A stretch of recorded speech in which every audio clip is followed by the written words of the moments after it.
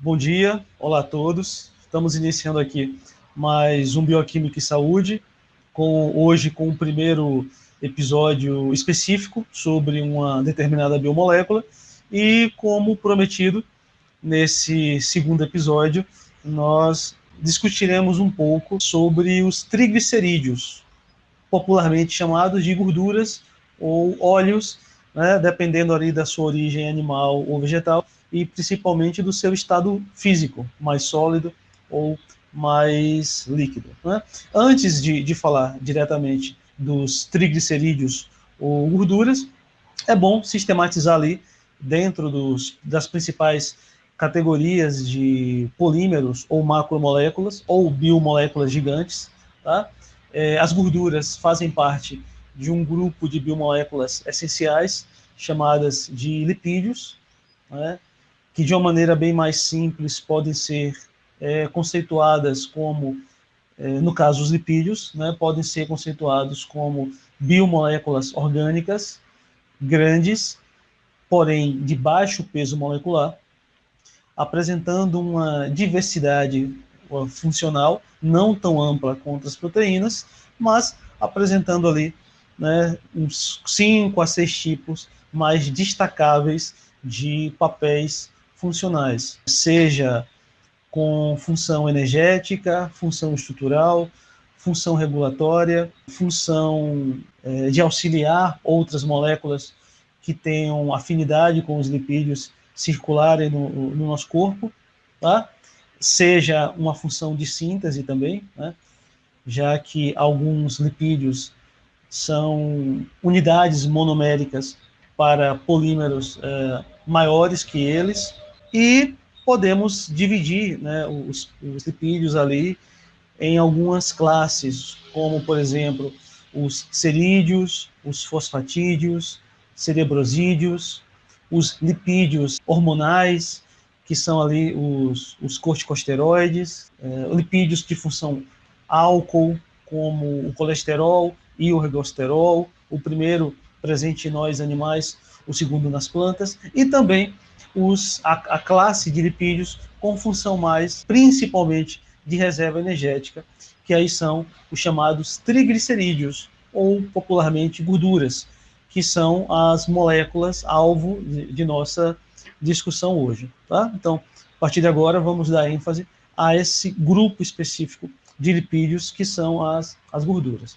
As gorduras, do ponto de vista estrutural, assim, é sempre bom destacar, né, que a bioquímica, ao estudar uma determinada molécula, busca caracterizar essas biomoléculas do ponto de vista estrutural, do seu nível de organização molecular e também o seu papel funcional. Tá? Então, ao falarmos aqui sobre as gorduras, né, ou triglicerídeos, vou tentar manter essa sequência. Né? Então, caracterizar um pouco quanto à estrutura, falar um pouco da sua organização molecular e, principalmente, das suas funções, né? Destacando aquelas que são mais vitais e, como eu prometi anteriormente, relacionando ali com dois processos assim que são de muito interesse nosso, né?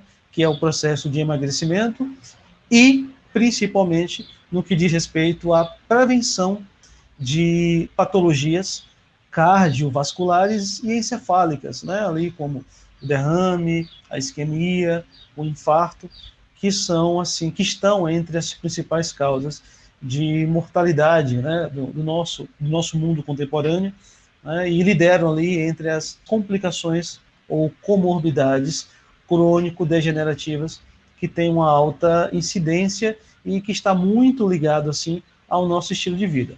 Logo, né, a partir de conhecimentos pré-estabelecidos no que diz respeito às características físico-químicas dos lipídios, é possível, né, usando ali da educação nutricional e do conhecimento bioquímico, tentar montar uma estratégia, né, de uso dietético ali das gorduras para se ter resultados mais favoráveis do ponto de vista do processo de emagrecimento ali, seja por questões estéticas ou por questões mesmo de saúde, no sentido de controlar outras síndromes metabólicas, né, ou amenizar complicações dessas, como diabetes, obesidade, sobrepeso, né, isso é muito, muito subjetivo, né?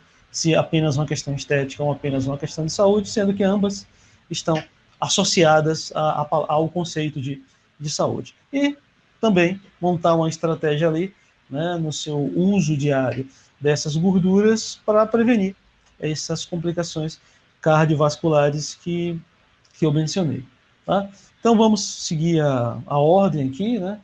Conhecimento científico é sempre racional e sistemático e isso facilita muito. Então, as gorduras, estruturalmente, elas são triacilgliceróis, ou seja, são ésteres de ácido com um álcool.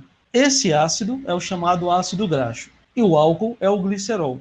Como para cada molécula de gordura você tem 3 ácidos graxos e um glicerol, daí você usa a palavra, o prefixo tri, de 3. Triacil, 3 ácidos, mais um álcool glicerol. Então, triglicerídeos, triacilgliceróis. Então, logo, as gorduras são lipídios que estruturalmente são triésteres, quando você tem 3 ácidos se ligando a um álcool chamado glicerol. Tá? A porção mais energética é aquela onde você tem uma maior quantidade de carbono. Né? E então a estrutura de carbono, a quantidade maior de carbono, hidrogênio, está presente nos ácidos graxos. Então, todo aquele valor energético, né, das gorduras, nós sabemos que são moléculas muito energéticas, está associado à sua cadeia de ácido graxo. Tá? Então, é na porção de ácido graxo que a gordura se destaca como a biomolécula mais energética. Então, para termos uma ideia, se compararmos 1 grama de gordura com 1 grama de açúcar e de proteína, em média, 1 grama de gordura vai ter ali 9 quilocalorias, enquanto o açúcar, o equivalente em gramas em açúcar e em proteína, vai se ter apenas 4 quilocalorias. Tá? Então, você vê que é mais que 100% das outras moléculas competitivas do ponto de vista energético.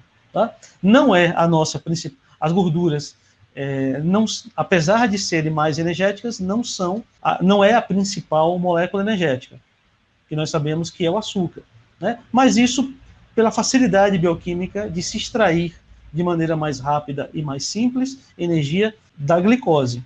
Tá? Mas do ponto de vista de quantidade de energia armazenada, as gorduras são mais energéticas. Tanto que quando as pessoas começam a emagrecer, ou fazem, ou por exercício, ou também pelo uso de termogênicos, né, sentem uma quantidade de calor maior no corpo, porque como é uma molécula mais energética, e o emagrecimento é você quebrar as moléculas de gordura, então, consequentemente, você libera mais energia. Se você está liberando mais energia, uma maior quantidade dessa energia liberada vai se dispersar em forma de calor. Daí a sensação de calor, daí o termo, a expressão termogênica, né? Quando você está em processo de emagrecimento, principalmente quando você utiliza substâncias capazes de estimular essa quebra de gordura. Tá? Dentro da bioquímica, né, ou da química orgânica, nós usamos o termo oxidação. Então, quando a gente fala em quebrar gordura, a gente está oxidando gordura. Como consequência disso, você tem uma liberação de energia e de corpos cetônicos e que acaba resultando ali no processo de emagrecimento. Tá? Por isso que um outro termo usado para quebra de gordura e emagrecimento é o chamado efeito cetogênico. Né? Se você liberou muitos corpos cetônicos, é porque você queimou gordura. Então, mecanismos que estimulem a cetogênese são mecanismos que emagrecem. Por outro lado, mecanismos anticetogênicos são mecanismos que inibem o emagrecimento e provocam o acúmulo de gordura. É o que acontece quando o nosso sangue está cheio de glicose. Por isso que hoje eu vou estar falando de algumas estratégias quanto ao tipo de gordura e o emagrecimento, mas não vamos esquecer que um fator muito importante para que se tenha emagrecimento ou acúmulo de gordura é a glicose. Tá? Então, a glicose ainda é a outra biomolécula que, dependendo do seu nível no sangue, chamado de glicemia, você vai acelerar um processo cetogênico e emagrecer, ou vai bloquear essa ação cetogênica e gerar um acúmulo de gordura, e aí, no caso, você vai chegar ao sobrepeso e, em casos mais crônicos, à obesidade. tá? Mas vamos voltar aqui à molécula. Então, as gorduras são esses triacilgliceróis, né? Então, constituído de 3 ácidos graxos e mais um açúcar, que é o glicerol, formando uma unidade. São moléculas grandes, como eu falei, e possuem baixo peso molecular. Ao mesmo tempo, são moléculas leves, principalmente quando comparado ali com as proteínas. Por isso que, às vezes, a gente sempre fala que o músculo pesa mais do que a gordura, né? A proteína pesa mais do que a gordura. Por isso que você, na hora que você medir se a sua dieta ou se o seu treino está dando resultado, não confie só na balança. Porque às vezes você pode emagrecer e o seu peso aumentar. Ou seja, como é que acontece isso? Simples. Dependendo do seu treino, você pode ter queimado gordura e ter ganhado músculo. E de repente, você pesava 60 quilos, começou a treinar, tem essa sensação que emagreceu, e quando olha na balança, permaneceu com 60 ou aumentou um pouquinho para 62. Preste atenção, porque de repente você pode ter ganhado músculo. E músculo pesa mais, músculo por ter mais proteína, pesa mais do que gordura. Então, não leve como referência apenas a balança. Você tem que observar a balança, né, e fazer também algumas quantificações de bioimpedância específicas para medir ali as suas taxas de cada uma das biomoléculas na constituição do seu corpo, mas pode também, né, a olho nu, usar um outro medidor, que é a questão da própria roupa, né? Se você, ao fazer a dieta e o exercício físico, percebeu que suas roupas começaram a folgar e você começou a usar um número menor, é um indício de que você pode ter emagrecido ou desinchado, se o seu problema fosse retenção de líquido, tá? São coisas diferentes. E se ao mesmo tempo você diminuiu o seu peso na balança, é que você atingiu o seu efeito cetogênico. Ok, emagreceu. Agora, se você percebeu que suas folgaram, né, e todo mundo percebe visualmente que você emagreceu, e depois do treino, o seu peso aumentou um pouco, preste atenção que você pode ter emagrecido e ganhado músculo. E aí a tendência é de seu peso aumentar. Tá? Então, não usem só a balança como referência. Se você, o seu peso foi mantido, mas suas roupas folgaram, você pode ter emagrecido e ganhado músculo.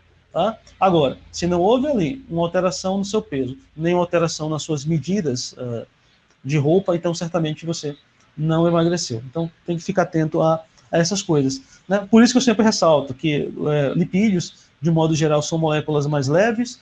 Proteínas, quando eu conceituo elas, eu sempre destaco que são moléculas mais pesadas. Tá? Então, se você tem mais músculo, você tem mais proteínas, logo, seu corpo tende a aumentar o peso ou estabilizar. Tá? Então, pode ter diferença. Digamos, se há um ano atrás você estava com 60 quilos, agora você também está com 60 quilos, não quer dizer que a sua constituição de biomoléculas seja a mesma. Você pode ter mantido o peso, ou aumentado, ou diminuído, e ter alterado ali sua porcentagem de cada uma das biomoléculas orgânicas. Tá? Falei da questão da estrutura, então estruturalmente nós sabemos que as gorduras são triésteres. Quanto à sua origem, elas podem ser de origem animal ou origem vegetal, e a partir dessa origem, ela vai estar definida ali em 2 grupos, as gorduras saturadas e as gorduras insaturadas, que dizem respeito, na verdade, ao tipo de ligação estabelecida entre as moléculas de carbono.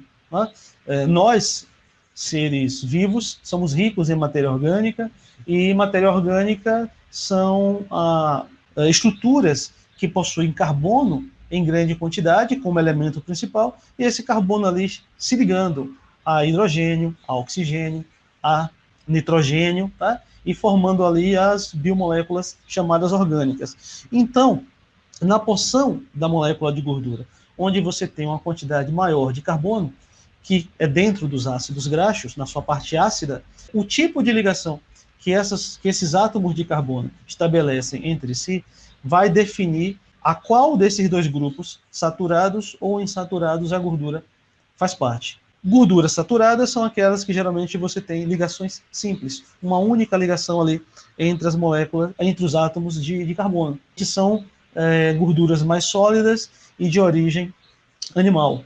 Tá? Já as insaturadas, que possuem ali um ou mais carbonos com mais de uma ligação entre si, são chamados de insaturados. E geralmente, por serem mais líquidas, né, são chamados de óleos também, e geralmente são de origem vegetal, tá? Mas veja bem, geralmente, porque sempre você tem as exceções, né?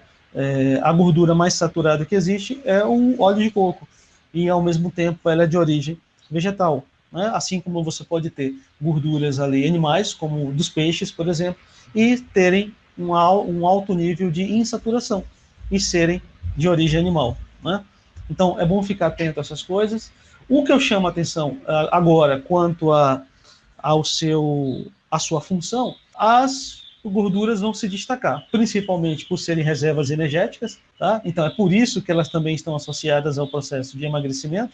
Quando o seu nível de glicose baixa ali no seu corpo e você faz atividade física que gera necessidade de energia, o corpo começa a consumir, a oxidar, a quebrar essas gorduras para a liberação de energia. Daí o processo de emagrecimento, quando você associa dieta mais saudável com prática de exercício físico, tá? A dieta vai fornecer a biomolécula por uma via exógena em valores não elevados, dentro do que você precisa. A prática do exercício físico é que vai fazer com que surja a necessidade de quebrar aquela molécula para liberação de energia. Aí vem o processo de emagrecimento, tá? Então uma coisa está muito associada à outra.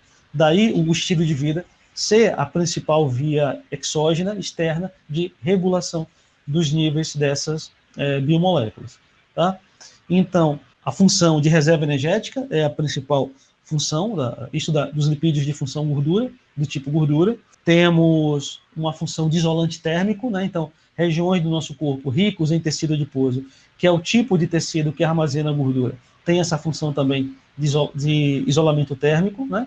Tanto que animais que vivem naquelas regiões muito frias, né, têm essas camadas de gordura.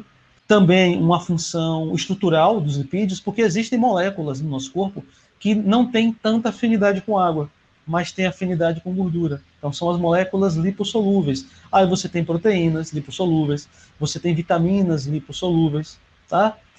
Hormônios lipossolúveis. Então, depende estruturalmente da presença de gordura no nosso corpo para se ligar, formar um complexo ali lipovitamínico, lipoproteico, né, lipo-hormonal, para que circulem, sejam armazenados e circulem pelo nosso corpo. Então, tem essas três funções que se destacam assim, tá? O que mais? Bom, agora vamos direto a falar agora, apesar dessa relação, né, dessa importância funcional da gordura energética, estrutural e isolamento térmico, né, podemos destacar diversas relações dos triglicerídeos com a saúde. Duas dessas relações que eu prometi falar aqui é o próprio processo de emagrecimento e o processo de prevenção, tá, do risco de patologias cardiovasculares com complicações encefálicas. Então, neste caso, você tem que ficar atento a duas informações físico-químicas das gorduras, que é o tamanho da molécula de gordura, principalmente aí o tamanho da cadeia de ácido graxo, e a quantidade de saturação. Lembra que eu falei? Ou insaturação, que é se entre os átomos de carbono tem uma ligação apenas, ou duas ou mais ligações. Tá? Qual a relação nesse caso? Se eu quero saber se aquela gordura que eu estou ingerindo vai ajudar no meu processo de emagrecimento, eu tenho que prestar atenção no tamanho do ácido graxo. Se eu quero saber se aquela gordura que eu estou ingerindo vai me ajudar a prevenir contra derrame, infarto, isquemia, hipertensão, aí eu tenho que prestar atenção na saturação, nas ligações entre os átomos de carbono. Tá? Então, são essas duas principais relações diretas com a nossa saúde, com a saúde humana. Tá? Então, gorduras que tenham um ácido graxo médio, ou seja, que a porção de ácido graxo não seja muito longa, a cadeia seja mediana ou pequena, são gorduras mais rápidas de serem quebradas. Tá? Então, são gorduras que favorecem o emagrecimento. São gorduras menores, ou seja, se eu tivesse uma gordura que fosse do tamanho desse notebook e uma gordura do tamanho da mesa, é muito mais fácil eu quebrar, é mais rápido eu quebrar uma gordura que seja do tamanho do notebook. Então, se eu quero saber se aquela gordura facilitaria ou teria um auxílio termogênico melhor que não sejam gorduras de cadeias muito longas. Quanto menor, mais rápido eu quebro ela e mais rápido libero o corpo cetônico, mais rápido emagreço, tá? Essa é a dica. Porém, se eu quero saber, se eu quero diminuir o risco de problemas cardiovasculares e encefálicos, aí eu não presto atenção no tamanho da gordura, mas sim no tipo de ligação entre os átomos de carbono. Tá? Gorduras saturadas, que são aquelas de origem animal, que possuem ligações, apenas uma ligação entre os átomos de carbono, que são as gorduras que nós também produzimos, que são mais sólidas, elevam no sangue uma lipoproteína chamada LDL, que popularmente é chamado de colesterol ruim. Por quê?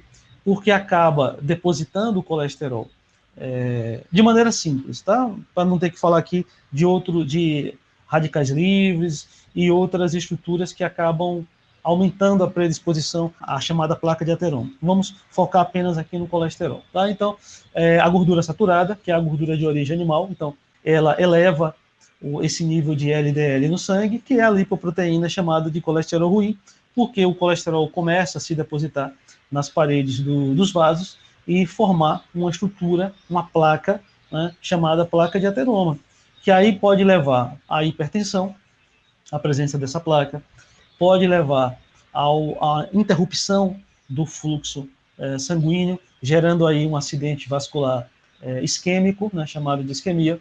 Pode, antes que aconteça o fechamento total do fluxo sanguíneo, devido também, aí vai gerar uma hipertensão e, consequentemente, pode gerar um rompimento dos vasos, provocando aí um acidente vascular encefálico do tipo hemorrágico.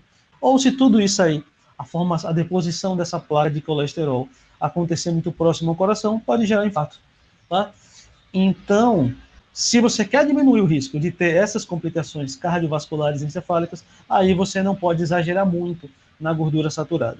Mas preste atenção, como eu disse, gordura saturada de origem animal e que nós também produzimos. Então, às vezes a gente foca muito na questão de não ingerir a gordura em excesso, mas se a gente também não consumir gordura, tá? Se cortarmos totalmente a gordura da nossa dieta, o que é que vai acontecer? Nós vamos biosintetizar essa gordura, porque gordura é uma molécula essencial. Como nós somos animais, vamos produzir justamente em excesso a gordura saturada. Tá? Então, tanto em quem vai ingerir gordura saturada em excesso, quanto quem na sua dieta não ingere gordura nenhuma, vai também ter, depois de um certo tempo, uma elevação dessa gordura saturada, que vai aumentar no sangue o LDL, ou colesterol ruim, aumentando assim o risco dessas doenças encefálicas e vasculares. Tá? Então, o que é que deve ser feito nesse caso? É uma condenação?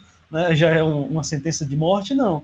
É possível, da mesma maneira, através da dieta e de um conhecimento que você tenha sobre a saturação da molécula, fazer uso, na sua dieta, de gorduras insaturadas, porque aí elas vão reverter esse efeito mais nocivo da gordura saturada.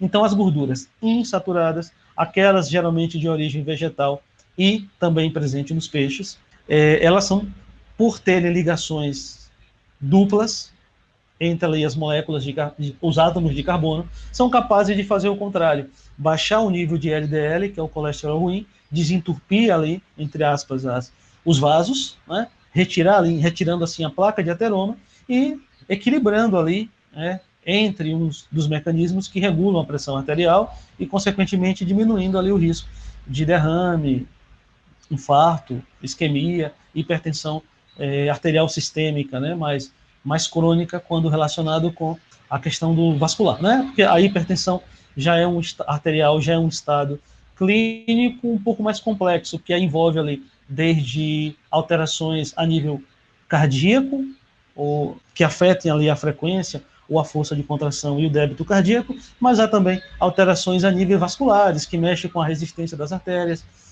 que mexem ali com o volume sanguíneo, que mexem com a pressão sanguínea. Há também outras causas mais externas, que seja a nível neurosimpático, ou neuroendócrino, né, ou complicações da função renal. Então, é algo mais complexo. Aí eu estou me referindo aqui à hipertensão arterial quando relacionada ali com a deposição de placas de colesterol, gerando as placas de ateroma, que ali alteraria a resistência vasomotora e também a questão da área, né? E aí afetaria ali a pressão arterial pela parte vascular, tá? Então, assim, qual seria a estratégia aqui, tá? Em alguns cursos que eu ministro sobre bioquímica e essa parte nutricional, é onde eu trabalho mais ali com o nome mesmo das gorduras, porque aí lá há tempo suficiente para, né, mostrar a estrutura, o que seria ali uma estrutura saturada, o que seria uma estrutura insaturada. Você tem, na verdade, porcentagens de saturação e insaturação dentro de um ácido graxo, é que daria para bioquimicamente explicar melhor isso.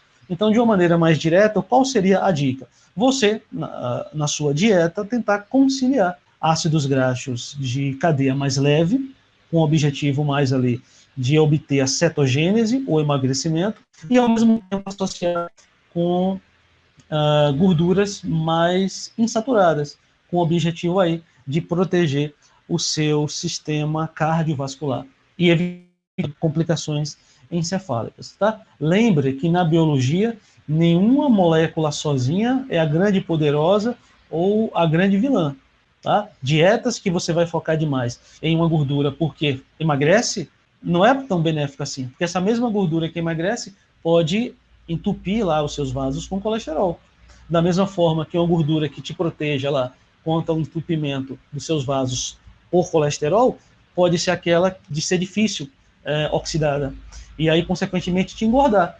Então, não há uma molécula salvadora. Tá? A bioquímica funciona bem quando existe equilíbrio. Então, o que mantém a vida são várias interações que ocorrem entre diversas biomoléculas de maneira equilibrada. Então, qual é a dica? Quer obter esses dois resultados, emagrecimento e, ao mesmo tempo, diminuir o risco de ter um infarto, uma isquemia e um derrame? Associe gorduras, tá? Associe gorduras. Uma gordura de menor tamanho, para que ela seja quebrada mais rápida, isso facilite o processo de emagrecimento, e, junto com ela, utilize também uma gordura insaturada, tá? Porque aí você vai estar diminuindo os níveis de LDL no seu sangue, elevando o de HDL, que é o considerado colesterol bom, e evitando ali os riscos de ter problemas cardiovasculares, tá? Uma outra dica, lembre-se, da mesma forma, apesar de eu estar falando aqui de gorduras, não esqueça, às vezes as pessoas focam muito, por exemplo, em dietas para restringir a glicose, pensando só em controlar o diabetes, mas quando você foca só em uma molécula, isso não é garantia de saúde, não. Você pode estar lá regulando os seus níveis de glicose, mantendo estável ali a sua glicemia, só que em compensação, ao descuidar das moléculas de gordura, do tipo de gordura que você está ingerindo ou que não está ingerindo, você pode estar gerando ali uma placa de ateroma que silenciosamente vai estar elevando o seu risco de infarto, isquemia, outras complicações encefálicas. Tá? É aquela história de alguém que geralmente, eu não costumo abusar de gordura, eu não tenho sobrepeso, de repente ali infartou, né, teve um derrame, teve uma isquemia e não sabe de onde veio. Justamente veio de não ter se protegido vascularmente a partir do tipo de gordura que estava ingerindo ou que deixou de ingerir. Então, qual é a grande dica? Façam combinações. Tá? Uma gordura de menor cadeia, de menor tamanho, para ser quebrada rápido e emagrecer, mas para evitar que essa mesma gordura eleve seu LDL, entupa os seus vasos sanguíneos, utilize ali uma gordura mais insaturada. Lembrando que existem exceções, né? Apesar de eu ter dito que gordura saturada é de origem animal, a gordura mais saturada que existe é o óleo de coco. Da mesma forma, apesar de eu ter dito que gorduras insaturadas geralmente são de origem vegetais, os óleos obtidos dos peixes também são gordura insaturada. Tá? Então, procurem identificar aí essas gorduras e façam a associação entre elas. Tá? Então, a dica é nem usar extremamente apenas uma, nem evitar de maneira extrema a outra. É fazer um equilíbrio. Né? Na bioquímica nutricional, eu sempre falo que a cor da sua dieta, a cor do prato ali, acaba sendo um marcador interessante. Quanto maior a diversidade de cores ali dentro da sua dieta, possivelmente uma maior diversidade nutricional. Tá? Então, o grande desafio não é achar uma molécula salvadora ou excluir uma molécula vilã. É você saber conciliar de maneira equilibrada diversas moléculas. Tá? Então, espero que que tenham compreendido. Tentei ao máximo ali. Isso eu me refiro principalmente às pessoas que não são da área da saúde, porque eu tentei trazer uma linguagem muito simples para explicar algo que é bioquimicamente mais complexo, mas que ao mesmo tempo está muito relacionado com o estilo de vida e é algo muito possível de se obter, né? Uma coisa que acontece muito no nosso mundo contemporâneo, principalmente na parte ocidental do planeta, é que, devido à nossa construção histórica ali, da Revolução Industrial, pós-revolução, sociedade pós-moderna, o nosso estilo de vida, nosso padrão de consumo foi desfavorecendo esse equilíbrio bioquímico, né, e gerando esses prejuízos fisiológicos, anatômicos, decorrente desse novo padrão de consumo e de estilo de vida, tá? O que faz com que hoje, né, se tenha essa grande preocupação do ponto de vista das doenças crônico-degenerativas. Embora estejamos numa pandemia, mas quando a gente sempre fala, quando é que, né, a normalidade vai voltar, essa normalidade, quando voltar, vai trazer novamente um aumento gráfico ali e de frequência e de valência dessas doenças crônico-degenerativas que está muito relacionado com o nosso estilo de vida, né? Até mesmo dentro da pandemia se detectou que um dos grandes fatores de suscetibilidade a adoecimento e óbito era a preexistência dessas doenças já crônico-degenerativas. Tá? O próprio vírus, né, uma particularidade dele é que ele se aproveita ali de moléculas, de enzimas, de receptores que estão elevados no nosso corpo quando temos estados crônicos de diabetes e hipertensão, né?